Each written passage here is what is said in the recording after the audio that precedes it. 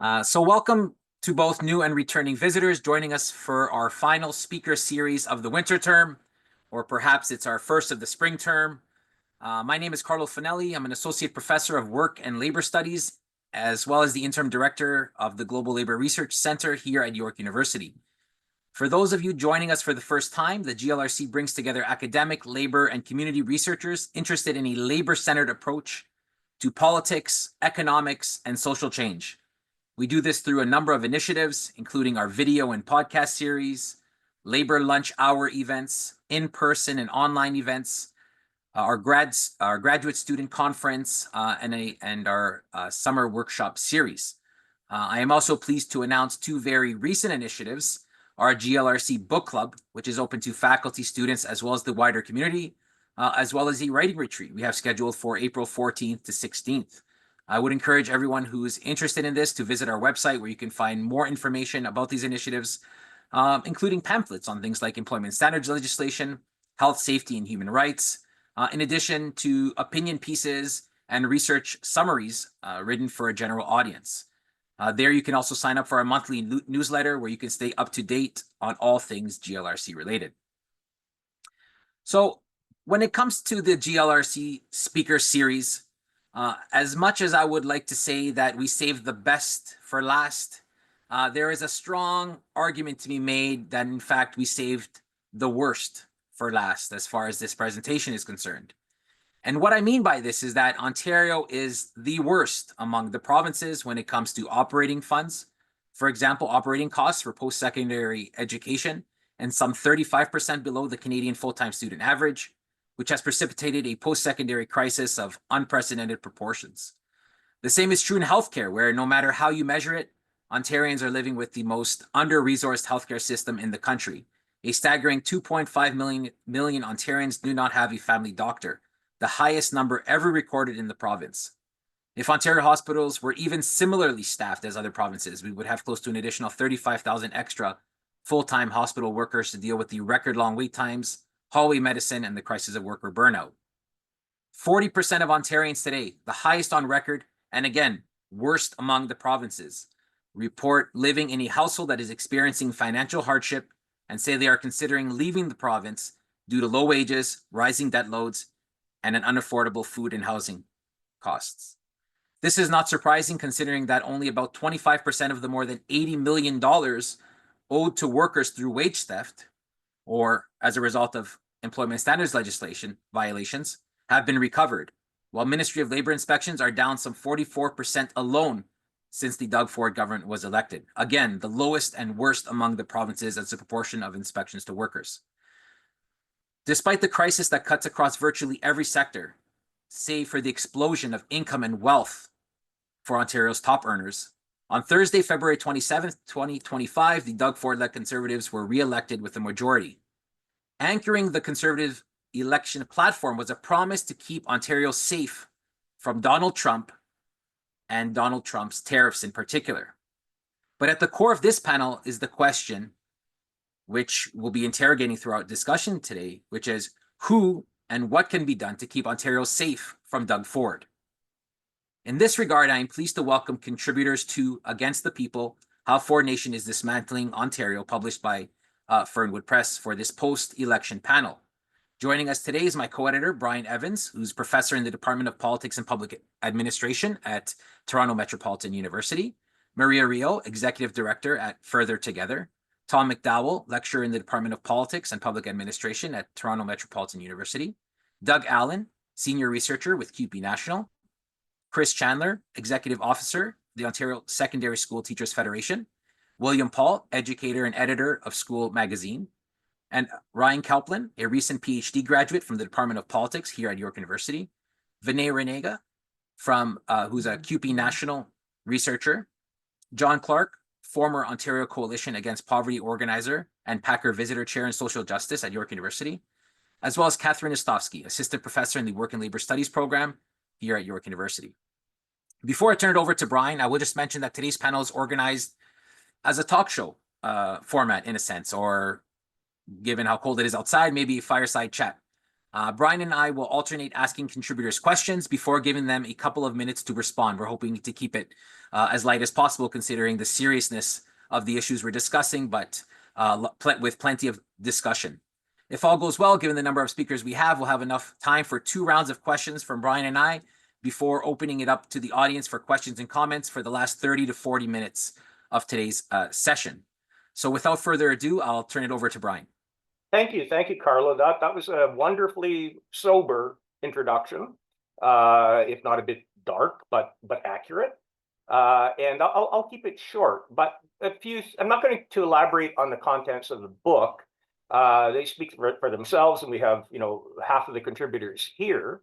But one key thing we should be thinking about, and Tom McDowell will touch upon it a little bit later. We've had 3 elections in Ontario from Confederation in 1867, 3 elections where voter turnout fell under 50%, 2011, 2022, and 2025. And in 2022, it was about 44%. That rose to about 45.5% in the election gone by. And given how we have already an incredibly thin version of liberal democracy in Canada, in Ontario, the fact that we are watching in the, what would it be, the second and third decade of the 21st century, and essentially an evacuation of a large part of the electorate from even bothering to participate. And we should interrogate why that might be, and think carefully about why that might be. And even during the so-called golden age of Ontario provincial or province building in Ontario following World War II, the typical turnout fell between 60 to 70-ish%. So, typically a full third, even then, would not participate. And, given Carlo's introduction, we have to think about it historically in terms of what was being built, particularly in the late 1950s, 1960s in Ontario, compared to the bookend of it, the dismantling of much of that, which different people here will comment upon. If we think about, single-payer healthcare, Ontario signed on to that in 1966, reluctantly, but it ultimately signed on to it with a progressive conservative government. The government's led by premiers Frost, Robarts, and Davis. In retrospect, look practically like European social democrats. Of course, they weren't, but everything being relative and looking at it, looking backward in time. And not only single-payer healthcare, our universities, the bulk of Ontario universities were created between 1958 and 1962. Our colleges of applied arts and technologies, early 1970s. Hospital infrastructure. I grew up in Sudbury, a metropolitan population, if I can call it that, of 150,000. We had 3 very, very well-equipped and supported staffed hospitals for that population. Today we have 1. All kinds of cultural infrastructure, which are being dismantled. Not the ROM, but the Ontario Science Centre, Ontario Place, which is being turned into a private spa. So, in a relatively short period of time, and many people here are far too young to remember, but I remember all of these developments in the concrete, and how far we have come in Ontario in terms of a decline in not only public participation, but the idea that government can do something, and where we have a government which openly lies, and again, William Paul will talk about corruption a little bit later, and to think that we have arrived at this point in history is really quite remarkable. I worked at the Ontario legislature and the Ontario government in the 1980s. I knew a number of people from the progressive conservative government of the time as it ended in 1985, and in the Ontario bureaucracy, who would not imagine the time we've arrived at. Now, I'll end it by just saying, again, this contrast in terms of historical evolution and development. One of Premier Bill Davis's ministers of labor, person by the name of Bob Elgee, who brought in reforms relating to occupational health and safety, the Employment Standards Act, the Labor Relations Act. Bob Elgee was, of course, a progressive conservative MPP. When he retired, the Ontario Federation of Labor held a retirement party for him. The only progressive conservative labor minister who ever had a retirement party. A minor footnote, but something to reflect on. Anyway, I'll leave it at that. Thanks, Bryan. I think we could get right into our questions. Bryan, if you wanted to lead us off there. Who am I directing it to begin with? To Vinay. Vinay. Okay, Vinay. Okay, your chapter's very data laden, Vinay, and a big reveal as to how the Ford government is deliberately impoverishing public programs across the board, everywhere. Well, practically across the board. Can you take a minute or two, and literally only a minute or two, and Carlo will be the umpire here, and provide a few of the key takeaways from your chapter? Sure. I think broadly Ford has capitalized on the old saying that you never let a good crisis go to waste. Though we can see the impacts of Doug Ford's government all around us through various austerity and privatization, it's actually a bit difficult to see in the budget because spending lines often are going up. Of course, we've had recent record inflation and population growth, so these nominal numbers are not reflective of what we see in our communities. As the other panelists will undoubtedly cover, 1 in 16 has visited a food bank in Ontario. 1 in 7 don't have a doctor. The unhoused population has gone up 25%, so forth and so on. When you look at the budget lines, when you look at the budget lines, per person spending on public services after you factor for inflation and population growth is going down about 10.3%, or about just shy of $1,400 per person when you compare 2020 to 2026. And that would be an annual cut per person. And of course, these cuts, marginalized groups feel the impacts of them far more disproportionately. The government's narrow focus on the pursuit of profit above all else has resulted in severe consequences of struggling Ontarians in these various crises that we're facing. But what has it done in terms of the economy? The thing that they're trying to push forward the most? Well, over Ford's tenure from 2018 to 2023, we've seen a decline in GDP growth after factoring again for population and inflation of 0.9%. And you contrast that with BC and Quebec, which have actually done some decent things around labor, around taxes and things like that, and they've seen substantially more growth. Rather than real help, Ford has nothing but gimmicks. We all received a $200 check in our mailbox, which, sure, that may help pay for the groceries for a week or two. But in terms of austerity, in terms of public services, just in these next 12 months, each individual Ontarian will lose about $385 in public services. That's sort of the face of austerity, and that's sort of what the chapter outlines. Thanks, Vinay. The next question is for Doug. Regardless of the election year, healthcare and healthcare spending regularly ranks as one of the most important issue to Ontarians. And yet, as your chapter shows, we are currently facing an unprecedented crisis in the healthcare sector in Ontario. Could you tell us a little bit about how we got here and just how bad things are today, or what things look like today? Sure. Shrunken capacity and more privatization. When I started working for CUPE 32 years ago, we didn't do much research on health privatization. It was a municipal focus, very different now. It started with the Harris government, with the CCAC reforms, which led to compulsory contracting out of home care. Multiple crises resulted from that based upon low wages and precarious work. Never solved the problems of home care. We continue to see that. We saw other forms of privatization through the conversion of complex continuing care to long-term care, largely for-profit long-term care. We saw the development of public-private partnership hospitals with a focus on non-clinical services. That was fought community by community through referendums. The scope of it was significantly reduced, but at a very significant cost, billions of dollars to the public purse. And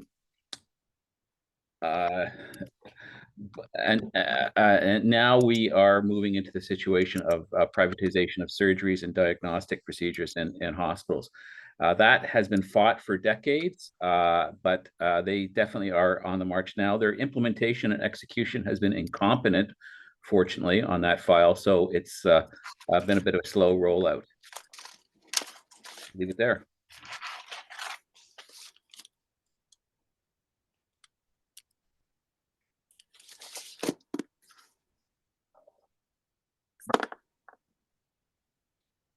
Bryan? Okay. Chris Chandler, over to you. You're a militant advocate for public education, and in your chapter, you warn that public education in Ontario is being set up for privatization. Can you elaborate on that very briefly? Sure, thanks, Brian. I think that the current government has sort of done this in three ways quickly. First is a very direct and sort of crass privatization venture in the form of vouchers, direct cash payments to parents. There were 3 of them available during COVID to the tune of almost $2 billion, with a lot of scrutiny as to the legitimacy of these payments thereafter, including from the government's own ombudsman.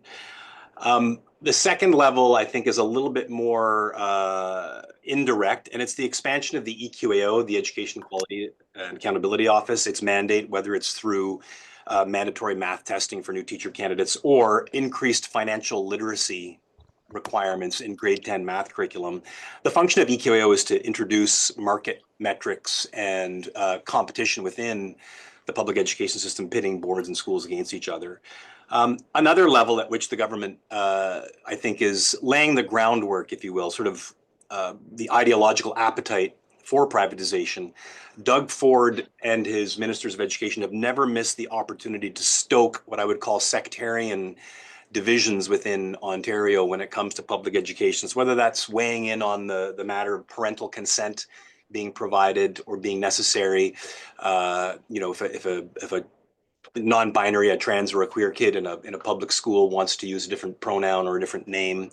Lots of comments from the government about the propensity of teachers to indoctrinate students with respect to all kinds of, or any kind of political content in the classroom. I think this helps establish an appetite, say, for private school tax credits or a dismantling of secular single-payer healthcare. And lastly, consistent ongoing budgetary pressure from the government, in spite of their claims to the contrary, in constant dollars adjusted for enrollment, it's $1,500 less per kid going into the system than was the case when they took power in 2018. And now 53 of 72 school boards in Ontario are facing deficit positions. This again opens up the appetite for reform of the system. So I think that's in sort of declining order of obviousness, but clearly that agenda is being set up, I would say, in my view. Thanks, Chris. Next question is for Maria. Maria, your chapter is titled, "Why Are People in Ontario Hungry?" Could you tell us a little bit about the roots of the affordability crisis in Ontario and how they're often variegated and intersect with other issues? All right, a little bit about your chapter. Sure. I'll start with the affordability piece. So a lot of people who, and I can speak to this through the nonprofit sector, but who approach charitable services are on social assistance, they're making minimum wage, they're, just not able to kind of catch up with the living costs in Toronto or Ontario. Cost of rent is usually where most of their money is going to if they're accessing food security services. So I would say cost of rent is huge and other types of inflation. My chapter basically covers that food insecurity is not a food scarcity issue. So we have plenty of food. The issue is the power, the policy, and how corporates and nonprofits kind of intertwine to sustain food insecurity rather than solve it. So I talk a little bit about government neglect, corporate exploitation, and lack of regulation of food pricing, and then how nonprofits kind of play a little bit of a hunger games within each other within the sector. So they're not actually able to move those systemic solutions forward. And a lot of this lies in the hands of the provincial government.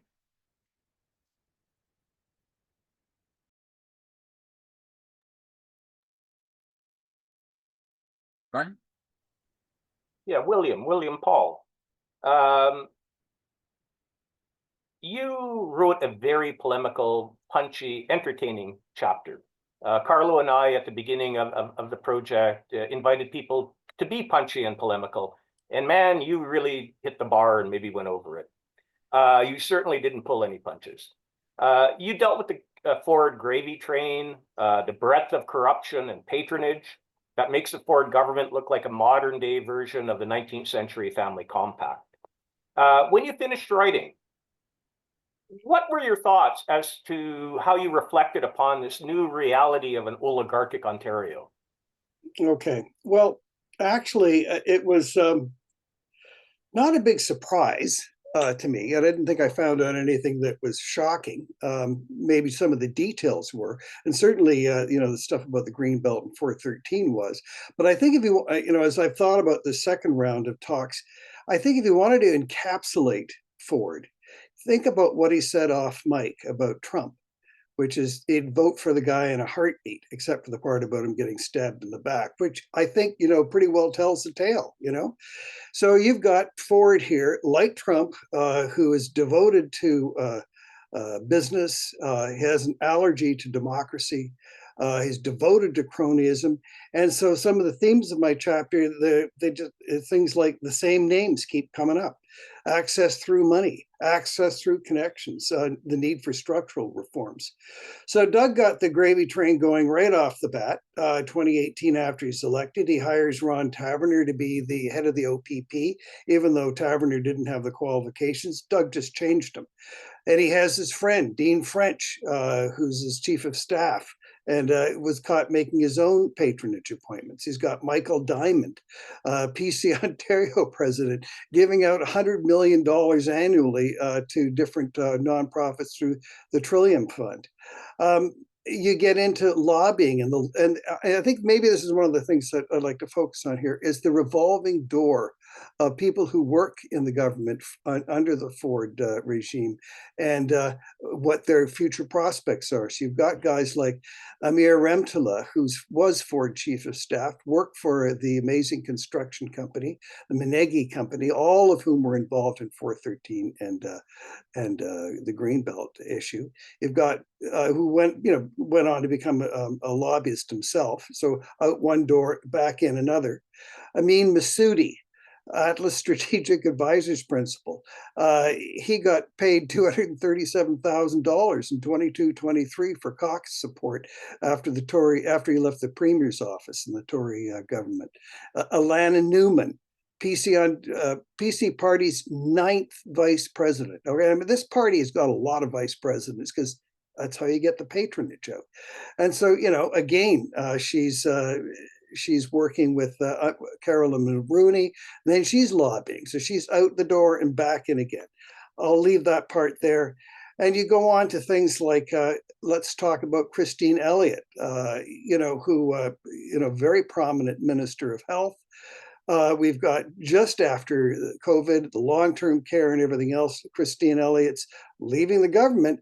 And before you know it, it's right back in again, lobbying for ClearPoint, which received contracts and which has increased its privatization quota, I guess, by something like 278% increase in payments that they get. I could go on and on. You've got 413 and friends, Cortellucci, De Gasperis, Guglietti, the Menegi family. All of these people somehow knew. And, okay, so maybe they're psychic, right? Maybe that was it. They somehow knew that 413 was going to go right by land they owned. Okay. The Greenbelt, I think I'm supposed to get into later, but it's the same damn thing, all of these psychic PC friends, maybe they pass out pills or something, give them, psychic abilities because suddenly they're buying land since 2018, after Ford gets elected. It just, what do you know? It happens to be right in the Greenbelt. it goes on, with an $8.3 billion potential profits for the Greenbelt alone. I'll leave it there. Thank you. Thanks, Will. So the next question is for Ryan.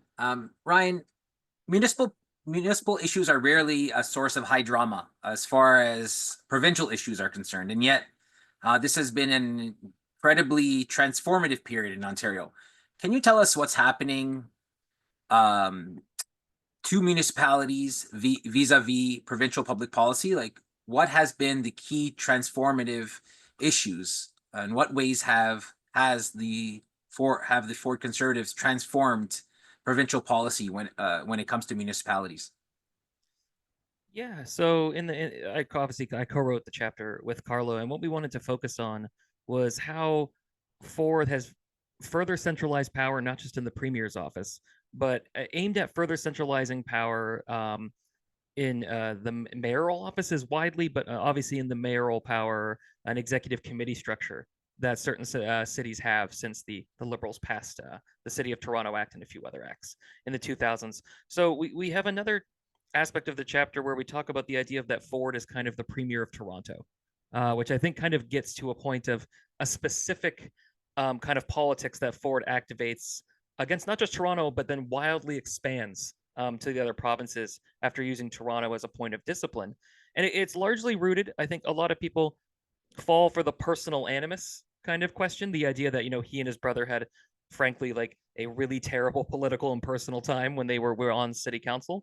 And that obviously informs him to a degree, but obviously he pursues, a furthering of just, the urban neoliberalism that him and his brother tried to, implement when they were mayor and essentially his right-hand man on that council. And what that looks like when you have the power of the provincial government is you get to activate a lot of different policies with essentially perfect kind of imposition and veto power. So you can implement, austerity regimes. You can implement executive centralized veto power because provinces have total constitutional power effectively over municipalities. So if you want to, as we talk about in the chapter, attack liberal democratic institutions and the idea of municipal autonomy, right? You can attack Toronto City Council, right? Use it as kind of a disciplinary example towards the others if they don't stay in line when it comes to the size of that council, when it comes to implementing anti-majoritarian mayoral veto powers, right? Especially when they align with provincial priorities. And there's a long lineage of this, right? One of the most famous quotes that came out of the Ford brothers' book was basically them saying, if I ever became premier, right? If I was ever in charge, the first thing I would do, it wasn't the first thing that he did, but it was very important to him. The first thing that I would do is implement veto power for the mayor. And this was written in 2016. Like, it was obviously very fresh off of that personal animus, but it corresponds with his view on politics and what we, I think, would describe in this chapter, and maybe, some of our further work and further discussion, a turn towards a more, authoritarian kind of idea of neoliberalism. That's a very centralized form of neoliberalism that, I think a couple of people have hinted and talked about the role of liberal democracy when it comes to Ford. I don't think it plays much of a role in a lot of his calculation. And when he talks about democracy or majoritarianism or what's important, it bounces around a lot on whatever is politically kind of convenient at that moment. So the chapter tries to touch on a lot of those issues. Thanks, Ryan. Ryan? Yeah, Tom, bit of a segue from Ryan's comments here. Your chapter describes the incredibly shrinking space of our already very thin democracy. Can you briefly overview what's been going on for going back to the Mike Harris government? Yeah, thanks, Bryan. And it's good that you mentioned Mike Harris because that is part of this entire picture, really, sort of part of this process of neoliberalism and the decline of representative democracy and the rise of executive dominance at Queen's Park. So as I've argued elsewhere, the capacity of Parliament has been eroding at the Ontario legislature for several decades, with really the major rupture happening during the Harris era. But the Ford government has accelerated this process in, I would argue, 4 key ways.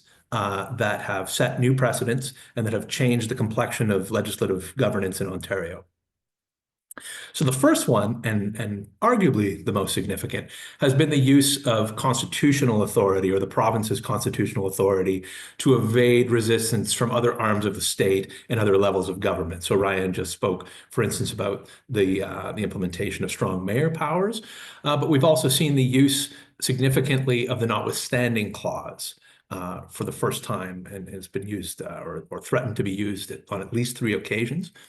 This sets a precedent that can be used in the future to use the notwithstanding clause to opt out of, to basically circumvent the courts, decisions by the courts. So that is a really important aspect of the way that the Ford government has sought to, again, overcome institutional resistance from the judiciary. Secondly, relative to the Liberals, at any rate, now not when one compares it with the Harris government, it's actually reasonably similar. But when compared with the Liberals, there's been a substantial increase in the use of orders in council to pass major legislation.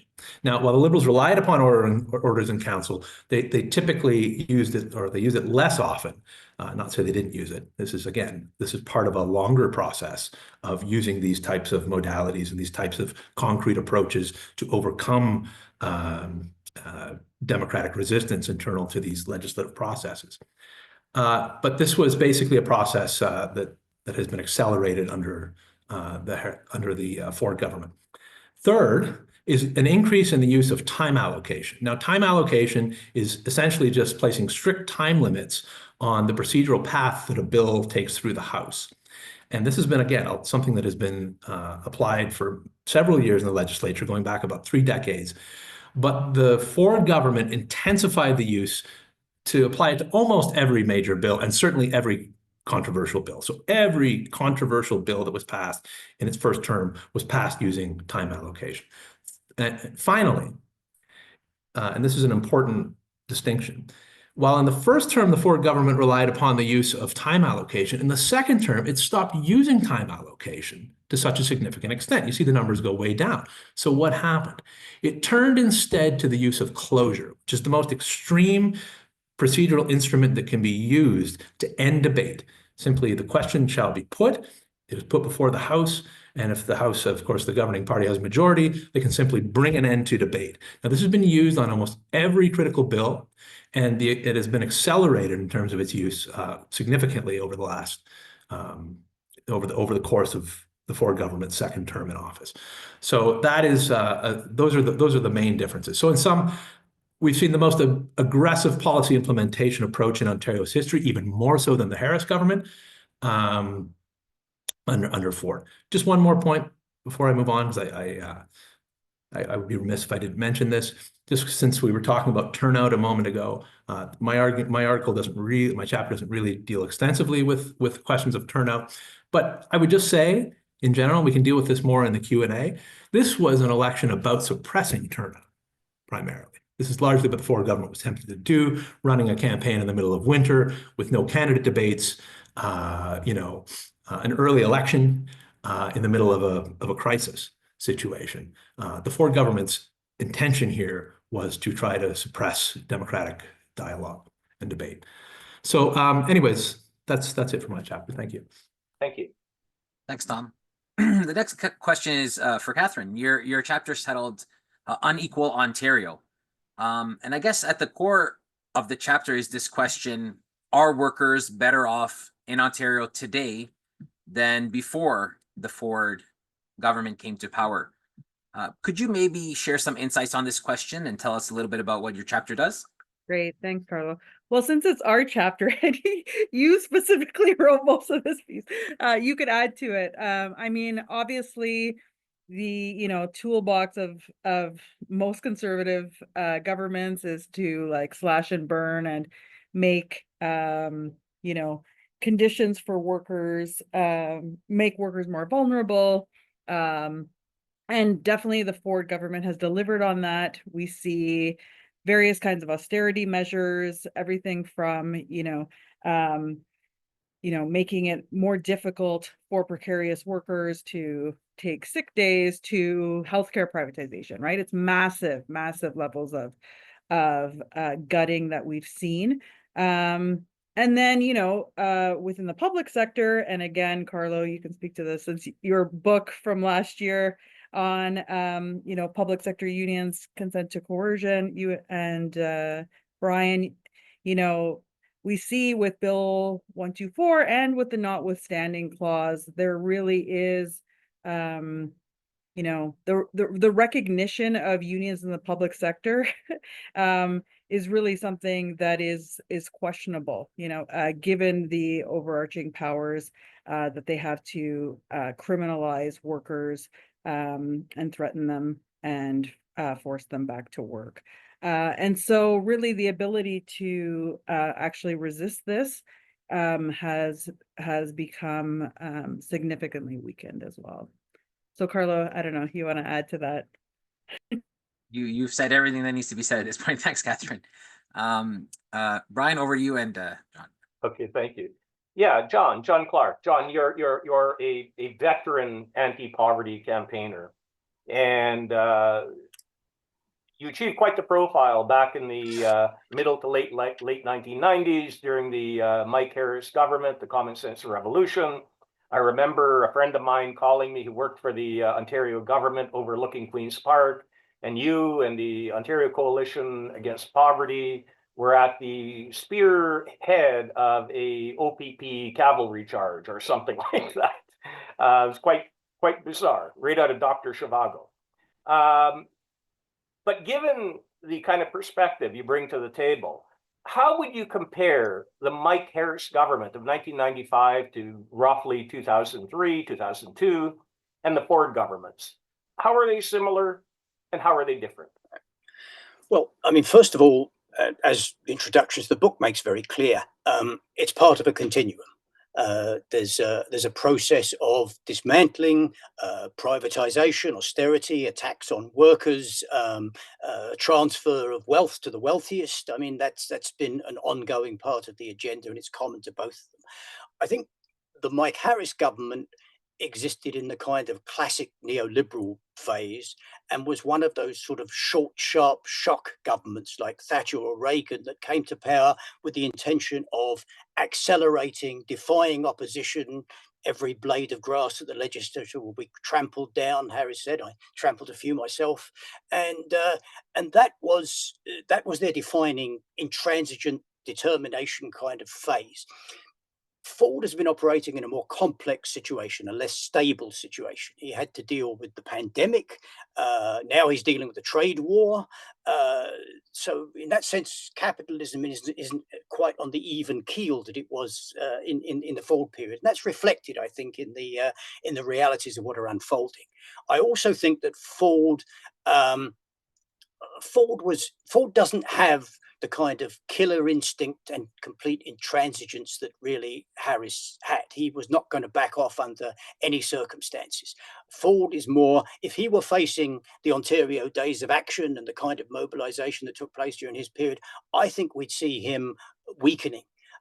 It's not quite the same kind of political player, but fundamentally, it would be a mistake to underestimate what Ford has done. It's been brutal, it's been vicious, and we could take anything, but just take social assistance rates. If Mike Harris were to look at what Ford has achieved in terms of depressing people into the most extreme poverty situation, he'd be envious. So let's not underestimate the viciousness of the Ford regime. Thank you. Back over to you, Bryan. I think you're muted, Bryan.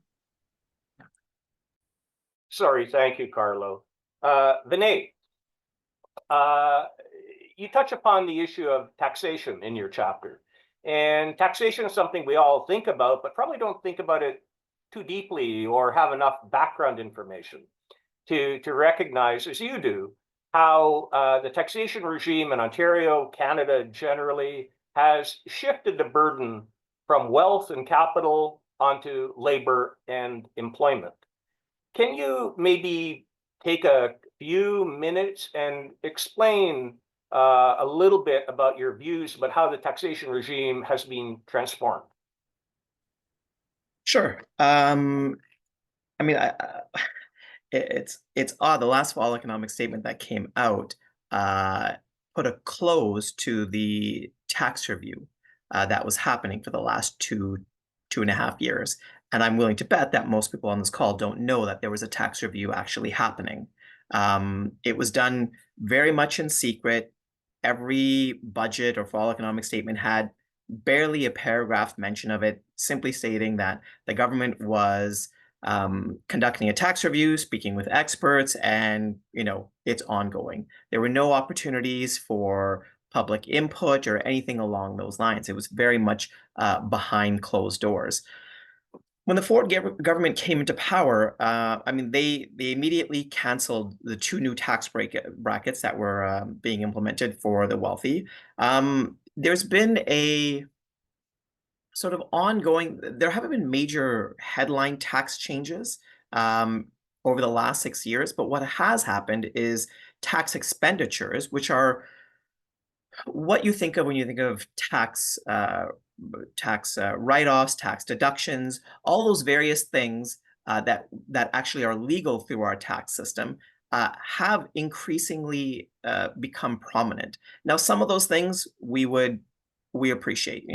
There's no tax on bread, and some of them run through the federal government. But increasingly, tax expenditures are going up for corporations. We have tax expenditures to mining companies, to alcohol companies, because, of course, alcohol, everything is about alcohol. Tax expenditures now reach, I think it's $52 billion annually in Ontario that we forego in terms of tax revenue coming into this province. $52 billion is larger than the size of Jamaica's economy. And that's how much we give away in tax expenditures. It's a substantial sum of money. It's more than we spend on education. It's more than we spend on every single sector outside of health. Yet this goes basically just under the radar. A handful of tax expenditures are reviewed every year, and they continue in perpetuity. Reviewing these tax expenditures, right now we are, who knows what the next little bit how it will unfold, but we are in desperate need of more revenue. From a healthcare perspective, where the baby boomers are now, the peak of them are entering the 80+ year phase, and that will exponentially cause demands on our healthcare and bring it to a far deeper breaking point than it already is. And they will be removed from outside of from bringing in income tax because they're no longer working. We desperately need revenue, and we just don't have it through taxation.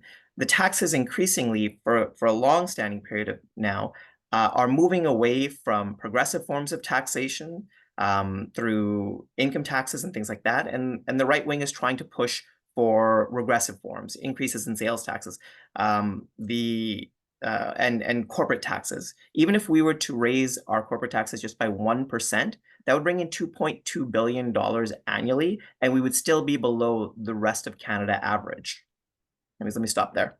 Wow. Thank you. Thank you very much. Thanks, Vinay. The next question is for Doug. Doug, given that the Doug Ford government presumably has at least 4 years ahead of them, and the downward trajectory of where things have been going in healthcare, what do you see potentially occurring over the next 4 years in the absence of a sustained fight back or measures that challenge the degradation of the healthcare sector in Ontario? Well, even with a sustained fight back, I think it's going to be very difficult. Privatization for sure, but also shrunken capacity. Like this sort of all-sided crisis of the developed capitalist states. In Ontario, I think the decline for working people is most represented in what's happened in healthcare and in housing and perhaps some other sectors, but especially in those two sectors is what strikes me, a decline in the standard of living for working people. And there has been, since the Harris government, there was a very severe attack on healthcare capacity. That was ended in a shambles and a retreat by the Harris government. And actually they began to fund healthcare very significantly at the beginning of this century, a complete reversal of policy. The Liberals, however, reversed that again and went back onto significant austerity and froze capacity in many areas, despite the increasing pressures from population growth and societal aging. And that led to this crisis that Ford answered in the 2018 election by promising to end hallway healthcare, something he has absolutely and utterly failed upon in the hospital system. And in fact, it's gotten much worse. But what we did win at that time from Ford was a promise to increase capacity, which was an improvement from what we had under Ford. But the promises do not offset the demand pressures from increased from societal aging, increased utilization, and population growth. So as a result, we're getting constant declines in the actual standard of care per patient. And that, again, I think is a very likely outcome. So a continued decline in the standard of living around healthcare. Thanks, Doug. Back to me, Carlo? Yeah. Chris Chandler. As Doug pointed out, we have, unfortunately, 4 more years of Doug Ford in front. Given the work you do, the political action you're engaged with, and the chapter you wrote, where is public education going to be in 3, 4, 5 years? Thanks, Bryan. Yeah, I can't say that I'm optimistic about the current government's intentions to solve any of the problems before it in the public education system, at the risk of obviousness. But I think some of the alarm bells that we might see going off, and some of the threats, as I mentioned in my first comment, I would imagine that this government is contemplating private school tax credits as one potential agenda that they might move forward on. I think that the John Tory experiment with that idea in 2007, 2008 would go very differently now in Ontario, and I think we want to be wary of that. Although, of course, that's crystal balling. I don't know that the government's going to go in that direction. I don't think that it's as likely that they would contemplate charters in the way that the Klein government did in Alberta in the 1990s. I think the political context is quite a bit different now than it was then. In the 90s, when Ralph Klein implemented a charter system in Alberta, there was also a broad movement in the United States south of the border to implement charter programs that is pretty much, I wouldn't say run its course, but that beachhead has already been established. So the political comparator context has changed some. Although I wouldn't put it past this government to contemplate something like that. I think the more obvious target is board governance for this administration at Queen's Park. There has been a manufactured funding crisis that manifests now in a majority of school boards caught up in a budgetary cycle every spring, where they're contemplating various kinds of cuts, asking for school consolidation to sell buildings. The ministry turns them down, forces them back to the table to try and find programming to get rid of. And I think if you read the tea leaves, I think the direction over a 4-year trajectory would point towards a deepening, growing crisis in school board governance, which would, I think, provide fertile territory for this government to contemplate things like the eradication of school boards, as has happened in other jurisdictions in Canada. Again, those are all sort of crystal ball predictions there, but the kind of thing that would be entirely consistent with the ideology of this current government. I think privatization too, in more aggressive forms than we've seen already. There are some school boards in Ontario where various job classes have already been privatized out, and mostly on the caretaking front. But there are some outlying examples of that, and that would be the kind of thing I would expect this government to push forward on to a greater degree. But more generally, Bryan, I would say just a complete and further degradation of public education as we understand it on a couple of very obvious files. One would be the condition of the work sites. The nearly $20 billion backlog of capital asset repairs continues to be an acute problem in the school system, which of course leads to all kinds of occupational health and safety concerns. And what's really now become a crisis of workplace violence in the schools now. I won't go into the numbers of the number of education workers who are experiencing this on a daily basis. It's really quite dramatic and acute. And a lot of this is a function of other files as well. playing out in the school system. So, you know, the Ford attack on the autism file and kids who are on the spectrum, and the lack of funding and the changing of accessibility to services there manifests in a lot of students dysregulating in the schools where there aren't enough levels of appropriate staffing and the kinds of support, you know, ed worker support jobs that provide those services to those needy students. So I think it'll just be a further convergence of degradation and dysfunction within the system. Some of this will manifest, I think, in some large bargaining fights with ed sector unions, you know, when the current collective agreements expire in 2026. But we're going to need to build some broad-based coalitions with other stakeholders and community partners to push back. So I think that's what I would say people should be looking for. Thank you. Thanks, Chris. Maria, I was lamenting about a month and a half ago how during Ontario's televised debate with the four major leaders of Ontario's political parties, when asked on the question of affordability, I was lamenting the fact that none of them made the connection between the affordability crisis and the lack of living wages, something your chapter makes explicit. So I was wondering if you could tell us a little bit about how your chapter speaks to the need for living wages and what you see looking forward as some short and longer term solutions to addressing the issues of hunger and poverty in Ontario. Yeah, so there's a huge gap between what it takes to survive in a place and a minimum wage, and that's what we call a living wage, what you actually need to actually thrive in that community and be able to go to work and live there, right? So kind of like a worker's wage.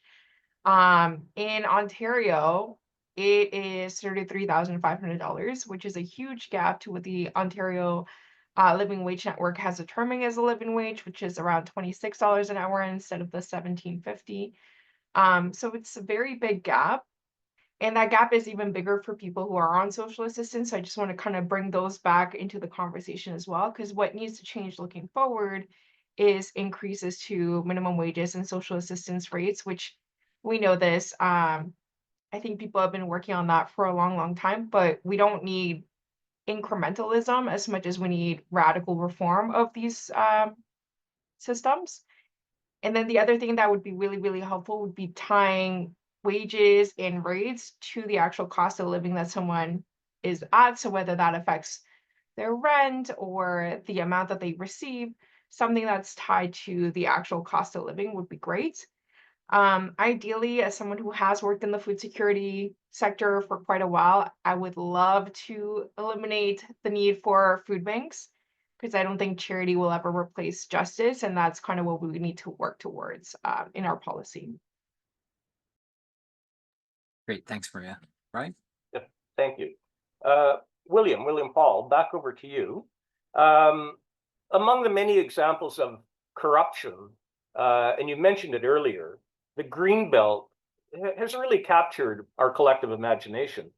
Can you take a little bit of time and explain what's going on with the Greenbelt?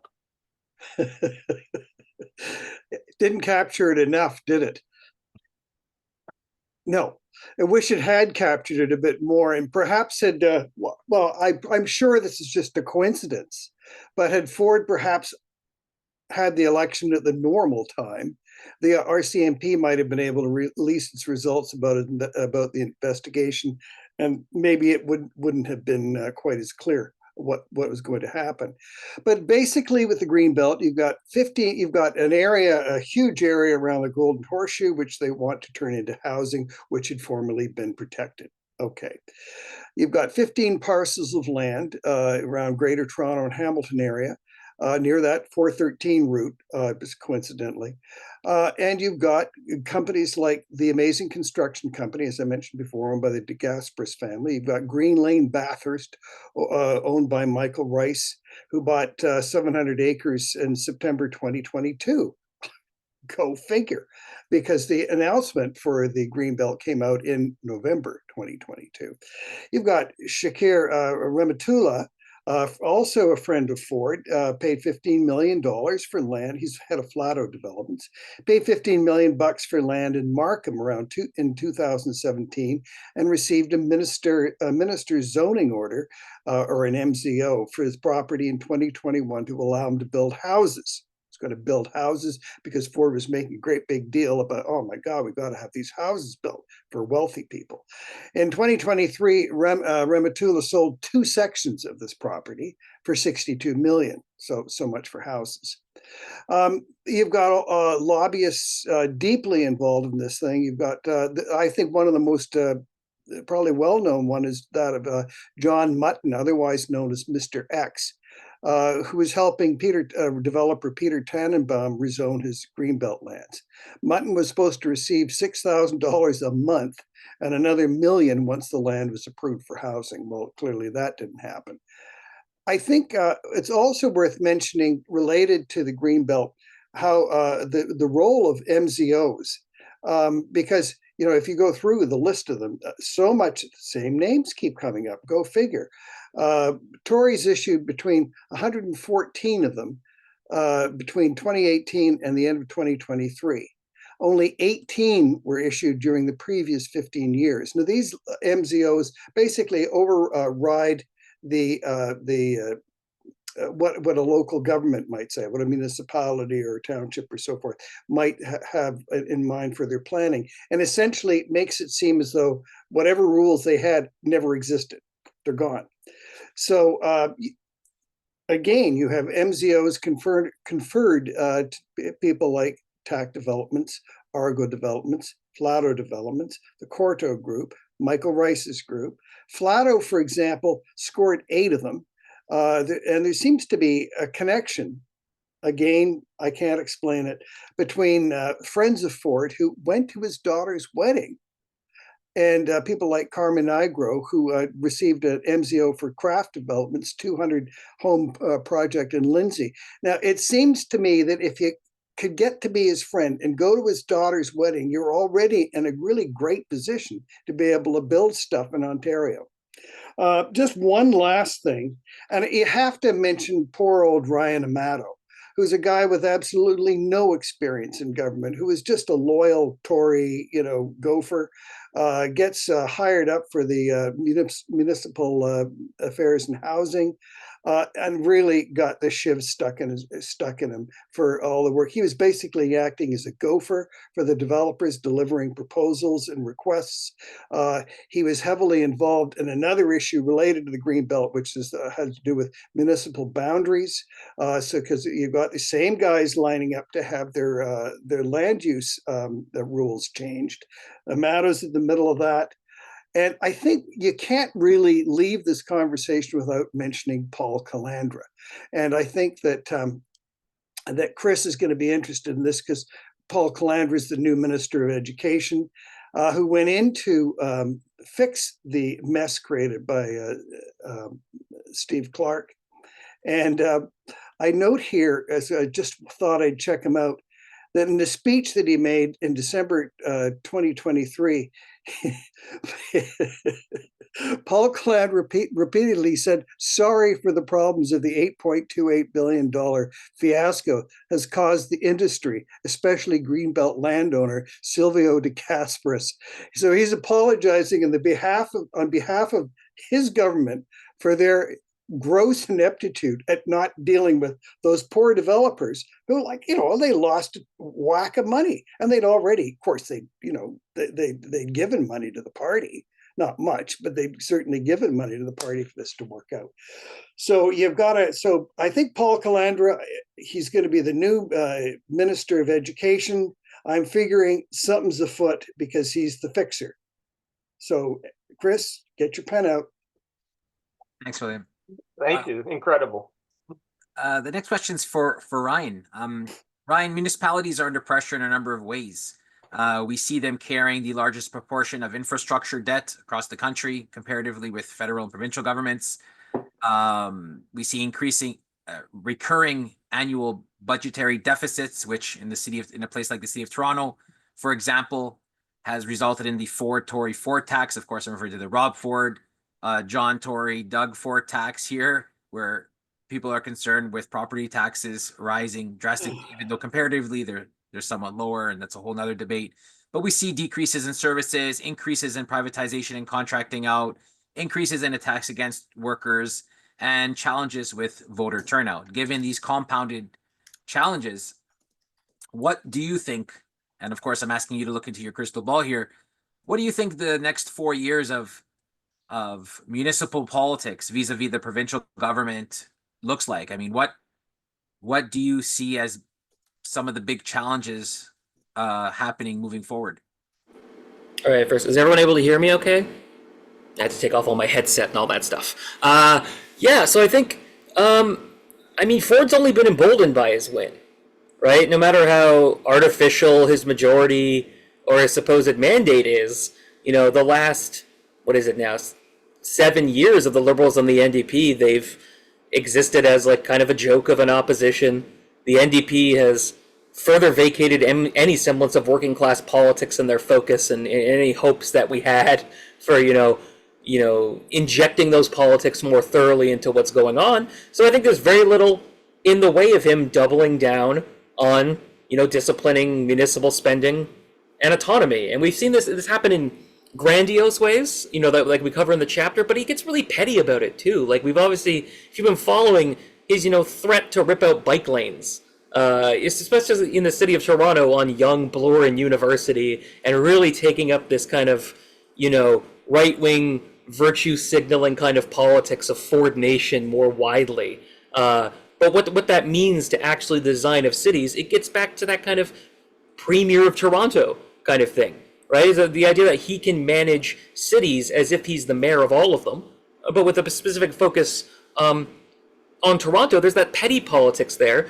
But, you know, I think there's also a clear kind of probably further limit on how the provincial government is going to help with infrastructural support spending, which has been fairly limited, obviously, over the last even 35 years, more widely from Harris to McGuinty to Wynne to Ford. But there's really very little political impetus to make him spend more on any of these things. There's very little of a political threat. And actually, the fact that most of his legislation has been, you know, implementing things like provincial priorities for certain legislation, the idea of, you know, housing development being the be-all, end-all of politics, even over liberal democratic institutions, you know, he's found, you know, a pretty clear political friend in Poilievre, who kind of espouses a lot of the exact same, you know, anti-local politics kind of argument, where he argues also he would also tie federal infrastructure funds to housing development starts in the same way that Ford would. So in the structure of federalism, you would have two levels of government, not just Ford, but Poilievre possibly directly attacking municipal funding. And Poilievre repeats a lot of the same kind of anti-NIMBYist local language about local politicians that I pursued in my dissertation and some other work that I've done. And I think there's two quotes that Poilievre uses that I think show a lot of overlap with Ford. One, he says, quote, Trudeau will give more and more to incompetent, greedy, money-hungry municipal politicians. Very, very clear kind of like, if you know Buchanan and more neoliberal kind of public choice thinkers. But he also had another quote when he was arguing with the mayor of Aurora, where he said, quote, municipal governments, don't ever let them BS you, are bursting with cash and they're wasting it all. Right? And Ford kind of has this same view, despite the fact, you know, that, as Carlo and I cover, municipalities are the most hamstrung, undergoing fiscally regressive politics from multiple levels of government, an inability to carry really any debt load or deficit spending, cuts for the last 40 years on the already conditional grants and funding that come from other levels of government. There's no reason that not only will Ford, you know, continue to be that continuity to that longer period of time, but with a lack of a real political opposition rooted in, you know, any kind of, you know, class politics, like the really for a potential emboldening of a lot of those policies at a very structural level. Thanks, Ryan. Ryan? Yeah, thank you. Over to you, Tom. Tom McDowell. A bit of a segue from where Ryan left off. We increasingly or frequently don't vote. I really do wonder the degree to which people care any longer. Like the degree of alienation from our very thin version of liberal democracy is becoming quite troubling. As Ryan pointed out, we have vapid formal political opposition. And more generally in civil society, we don't have much of an opposition there either. So in a way, I want to ask you to blue sky, where are we going into the future? And I don't only mean 3-4 years. Where are we in 5, 10, 15 years, given the erosion of democratic engagement and democratic institutions? Well, I mean, certainly what we're going to see in Ontario is the continued erosion of the capacity of the legislature to hold the government accountable, and the continued rise of a dominant, unchecked executive. I mean, there's almost no question about that. That's what we've seen over the last 4 years, and it's what I would expect to continue over the next 4 years. Frankly, that's likely to even be the case after the Ford government, whenever that's the case, is out of office. Precedent has demonstrated to us that the precedents that are put in place, both politically and procedurally, tend to stay in place through to the next government. So the Liberals, for example, didn't change anything, more or less, in terms of the actual structural procedure of the House, the procedural rules of the House, from the Harris era. Nothing. They simply just utilized those that set of rules to their own political advantage. So the bottom line for the average person, at least in terms of legislative governance, is going to be that there is very little that will stand in the way. This will continue to be the case of this government rapidly passing a radical, unpopular set of neoliberal reforms. The average person, there's going to be very little they will be able to do about it in terms of directly confronting the government, since the legislature is the primary place for them to do that. It's worth recalling that legislative process is designed, I mean, its intent is to limit the capacity of governments to ram through, radical governments, to ram through policies without proper consultation and consideration, without proper democratic consultation with the public or proper debate in the Legislative Assembly. Now, these rules have been revised to enable a situation in which governments can essentially pass whatever legislation they want. In fact, we've almost gotten to a point where it's almost hard to imagine how much more one could streamline legislative process. There are finite limits to how far you can go, and we're approaching that here in Ontario. I would also add just another thing that is probably worth thinking about. We're headed into, clearly, and I mean, Ford ran the last election campaign on this premise that we are headed into a period of crisis, etc. Of course, we have precedent for the last time the Ford government dealt with a crisis.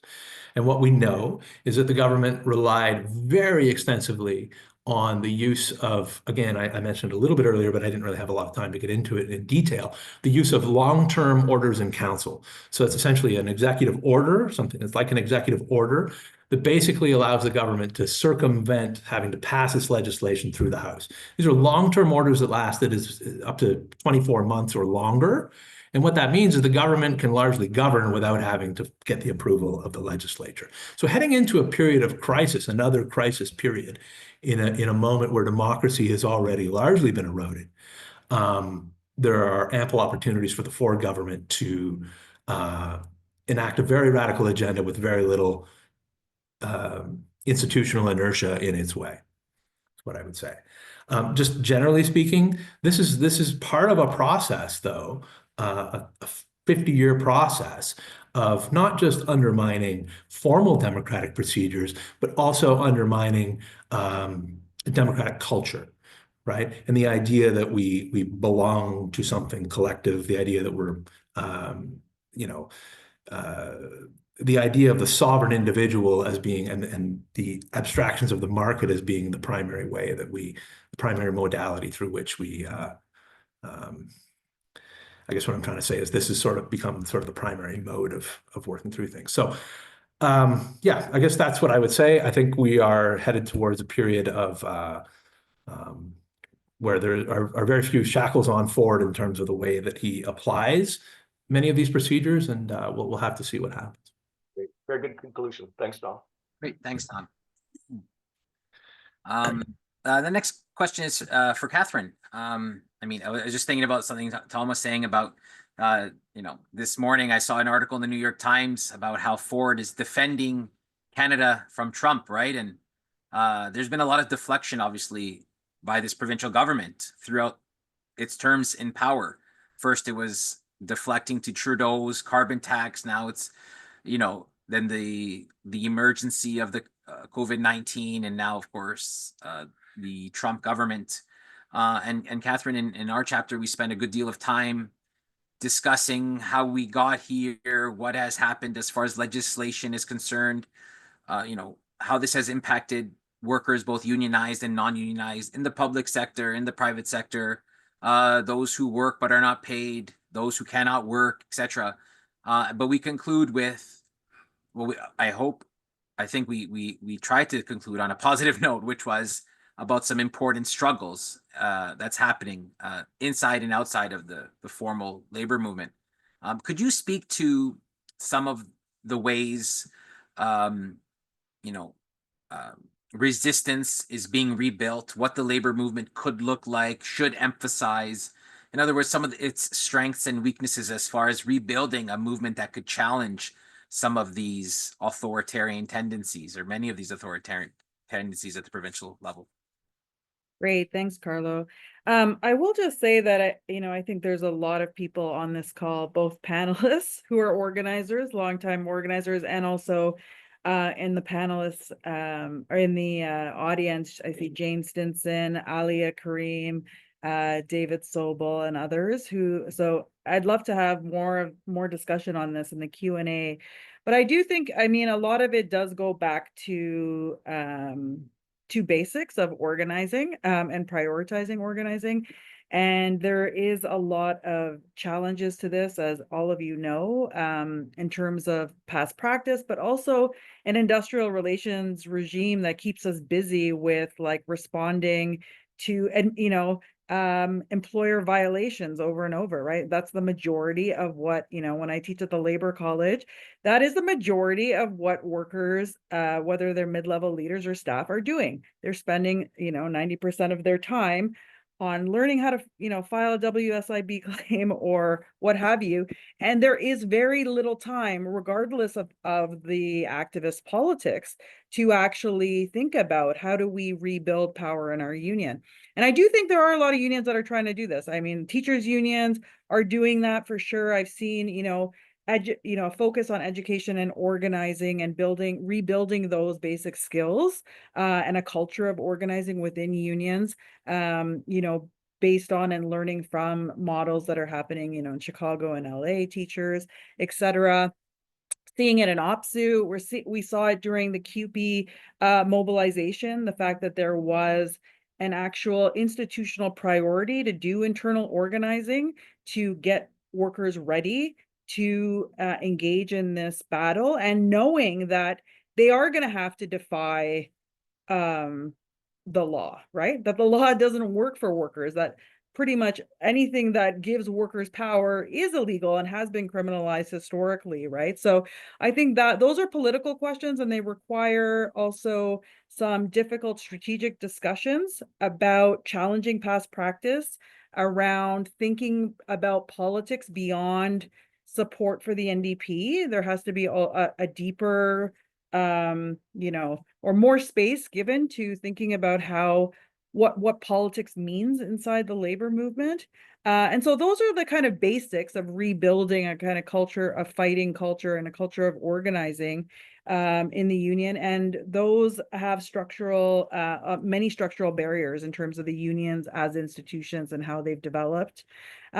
And then there's the question that's more timely, which is the rise of fascism. And we are living in fascist times, and we're not going to confront it if we spend 90% of our time filing grievances and so forth. And so those are actually, we need to create some space for there to be some discussions, not only that, why every union leader believes in public health care, of course we do, but actually how are we going to come together on this beyond our union silos and think about a strategy? So I'll just leave it at that, and I'd love to hear more from folks more embedded on where things are at right now. Thanks. Great, thanks, Catherine. And over to Bryan. Yeah. John Clark. Catherine's provided yet again another segue. I have a very simple $5 million question for you, but I can't think of anybody of the legion of people I know. I can't think of anybody better to answer it. And quite simply, how do we fight back now and into the future? Or as somebody a long time ago put it, what is to be done? Right. I don't think I'm going to do justice to that question, but nonetheless, I think that in the chapter I wrote anyway, I paid a great deal of attention to the question of the Ontario days of action in the 1990s, because I think they were magnificent, but they were flawed.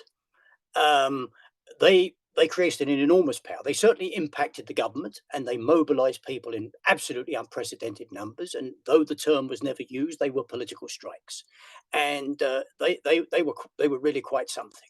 I think the same glimpse of possibility emerged in the Ontario education workers' struggle, and I think it is really what it comes down to. You know, in the book that you were both associated with, Consent to Coercion, you look at the kind of structures that have been created to compartmentalize and limit struggles. And in the kind of decisive levels of social confrontation that I think Catherine alluded to, is we're going to have to be able to break out of those confines. I think that is really what it comes down to. There has to be a level of defiance, a readiness to build generalized, unlimited forms of struggle. And I'll be the first to admit that that's much easier said than done. But I think it is the task that is posed. And yes, lots of people are not voting, and lots of people are alienated, but lots of people are thoroughly pissed off. There's a whole lot of people out there, millions of people who are enormously angry. So I think the question is to start to give the lead. And certainly every struggle that's taken up is vital. But I think what we definitely need is a core within our movements. So you might almost call it a class struggle caucus, but a sort of a gathering of people who are beginning to move in the direction and pushing for a direction of decisive confrontation. I think that's the kind of movement that could impact Ford and his agenda. I think it would scare the living daylights out of him. And I think it also could provide the political space out of which a viable electoral alternative could emerge. So that's essentially my thoughts. Thank you. Very good. Great. Thanks, John, and thanks to all of our presenters for staying on such on such great time. I mean, certainly a model for many other panels. I mean, this is the first that features 10-12 people this year at York, and I'm just thrilled that we were able to keep that so that we can have plenty of discussion at this point.